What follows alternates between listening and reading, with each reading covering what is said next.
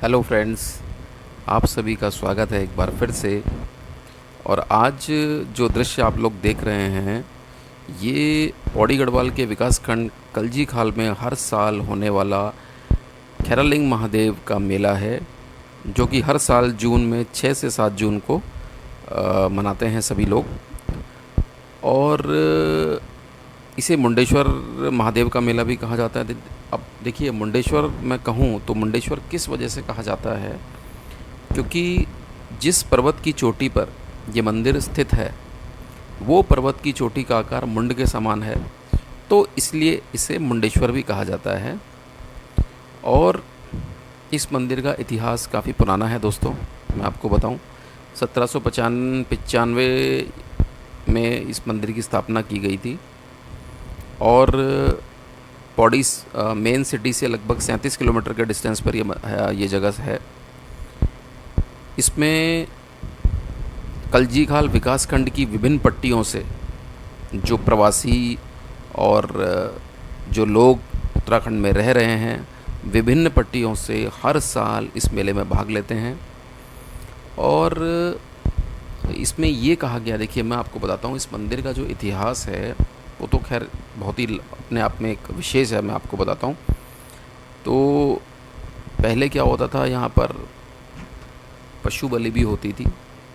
अभी क्या है कि वो बंद कर दिया गया है। और यहाँ पर थैर गांव के लोग, जो थैर गांव के लोग हैं, वो अपना ध्वजा लेके, वही क्या काफ़ी अलग अलग गांवों से लोग ध्वजा लेकर आते हैं, लंबी लंबी ध्वजाएं होती हैं, वो मंदिर में लोग स्थापित करते हैं। तो बने रहें वीडियो में, आप लोग आगे भी मैं बताऊंगा।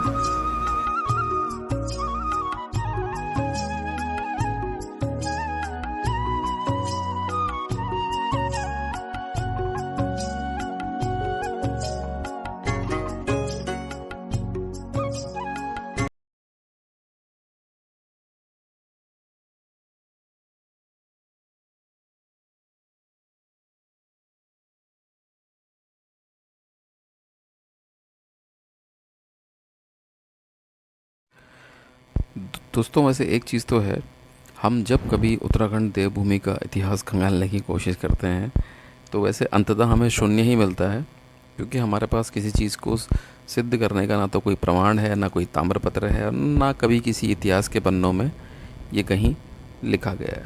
लेकिन फिर भी, और थोड़े बहुत ये जागर और पवाड़े ही हैं जिनके सिद्ध, मतलब जिनके बेस पर हम लोग मतलब इन चीज़ों को मानते हैं।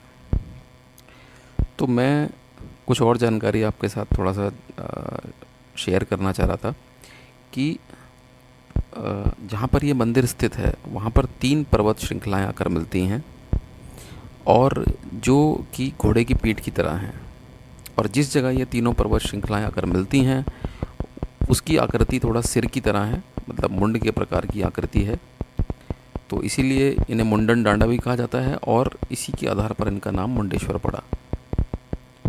और ये धावड़ी के नाम से भी प्रसिद्ध हैं, क्योंकि जब कभी असवाल थोकदारों के ऊपर कुछ आक्रमण या कुछ मुसीबत आती थी, तो ये उन्हें आवाज़ लगाकर आगाह कर देते थे। और ऐसा भी है कि ये जो माडू थैरवाल और कलीराम सकनोली और भंदो असवाल, इन तीनों का इतिहास, ये तीनों व्यक्ति ऐसे हैं कि इनका इतिहास बहुत पुराना है। तो भैदो असवाल, माडू थैरवाल और कलीराम सकनोली, इनके स्वप्न में आकर इन्हें धावड़ी लगाकर खैरालिंग महादेव ने बताया था, उनको जानकारी दी थी कि थैर गांव वाले जो हैं वो मेरे मैती हैं, सकनौली परिवार के जो लोग हैं वो मेरे पुजारी हैं, और असवाल जो कि काली माँ के भक्त हैं और मेरी उपासना, मतलब काली माता के उपासक हैं, तो वो उनके मायके वाले हैं, तो एक तरीके से उनके ससुराल वाले हुए। तो इस तरीके से बंटवारे के बाद खैरालिंग ने असवाल माटी को ही अपना स्थान बनाया, जो असवालों की माटी थी उसको अपना स्थान बनाया, और माँ काली भी उनके साथ जाने की इच्छुक हुई। तो ध्वजा पताकों के साथ, ढोल नगाड़ों के साथ माँ काली की मूर्ति को उठाकर वहाँ पर उनके बामांग में स्थापित किया गया।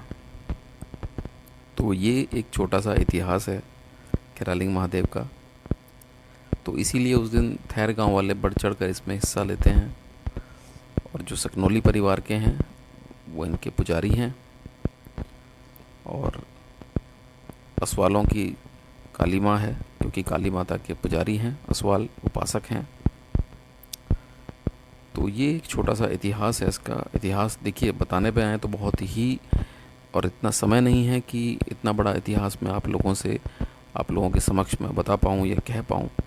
तो ये थोड़ी सी जानकारी थी जो मैंने आपके साथ साझा की। हालांकि इसका कोई प्रत्यक्ष प्रमाण नहीं है, ये बातें कही जाती हैं।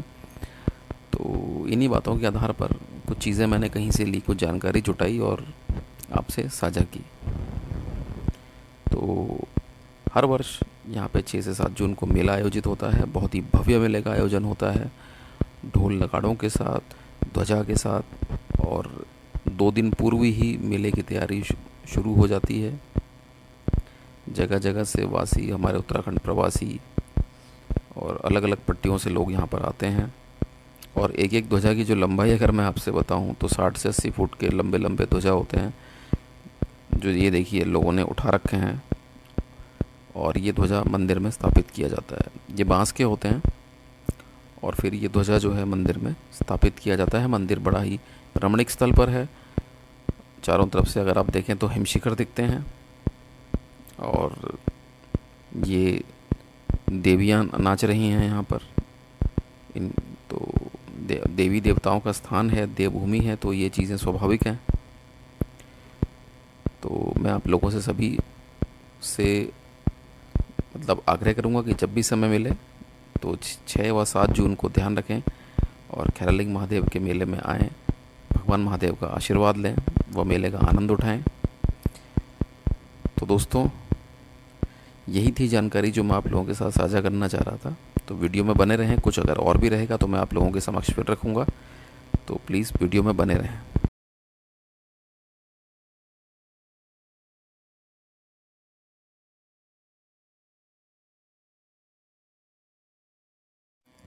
और हाँ दोस्तों, जिन माडू थेरवाल का मैंने अभी नाम लिया, ये माडू थेरवाल के नमक के भारा, जो नमक का भारा इन्होंने खैर के वृक्ष के साथ रखा हुआ था, और टिकवा था वो भी खैर का ही था, खैर की लकड़ी का।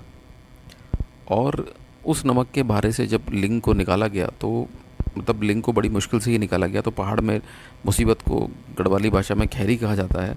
तो वहाँ के लोगों ने मतलब ये बताया कि भाई वैसे बहुत खैरी, बड़ी मुसीबत से निकाला गया है, तो इसे खैरालिंग नाम दिया गया। हालांकि इसका कोई तथ्य नहीं है, ये बातें कही जाती हैं। तो बोला कि माडू थेरवाल के नमक के भारे के साथ जो ये लिंग निकाला गया, बहुत मुश्किल से निकाला गया, बड़ी खैरी से निकाला गया, तो इसे खैरालिंग नाम दिया गया। क्योंकि खैर के वृक्ष के नीचे भी था, वो भी तथ्य है, और बड़ी खैरी के साथ, तो इनका कोई प्रमाण नहीं है, बस यही बातें हैं। इसका कोई इतिहास का कोई प्रमाण नहीं है। ये कुछ जानकारियाँ हैं जो मैं आप लोगों के साथ साझा करना चाह रहा हूँ।